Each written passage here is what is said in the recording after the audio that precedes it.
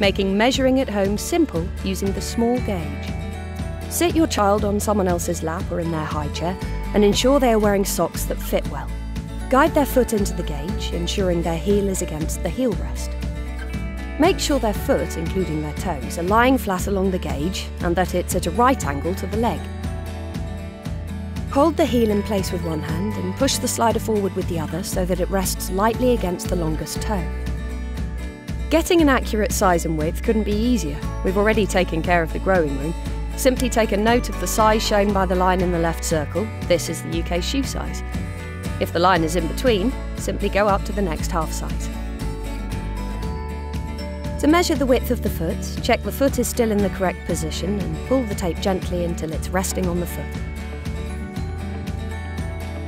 Lift the tape, taking care not to twist the gauge, and make a note of the letter the arrow is pointing to.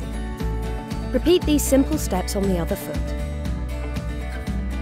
Your child's shoe size is the length of the longest foot and the width of the widest foot.